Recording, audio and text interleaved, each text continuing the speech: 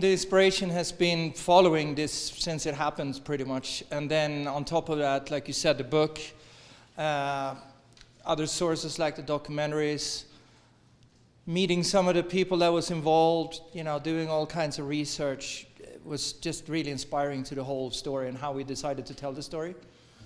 So it's a combination of all those things and actually being around when it happened, remembering very clearly when it happened, and the story just been stuck with me ever since.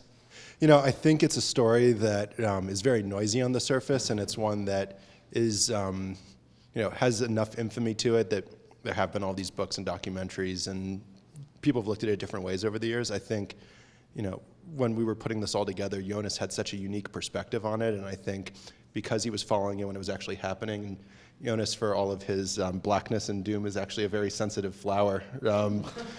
And I think there was something really special there. The first time we ever really talked about it in depth, he said that he basically had 20 years to think about what had happened, and he realized at the end of the day that these were just young, passionate kids who had a lot of energy and had some really big ideas, but played around with some dangerous stuff in the quest for fame or infamy or whatever you want to call it, and ultimately it got out of their control. And there was such a humanistic way to how he talked about it that I think it was really finding ways to convey that to everybody as we were putting it together and making people realize that it was much greater than just a heavy metal murder movie, that there was actually something really universal and humanistic and character driven and just personal and unique and beautiful about this story. Now it's kind of like part of the whole black metal world to disapprove a movie.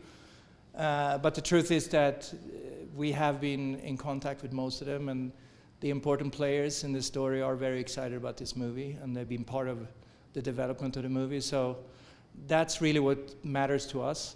And then there's layers of other people around them that say things that they're supposed to say, and it's kind of fun, actually. We don't mind it. They reject the film, but they also kind of reject themselves. It's, the film's sort of about inner conflict within the band, so I don't think they're ever really satisfied with anything.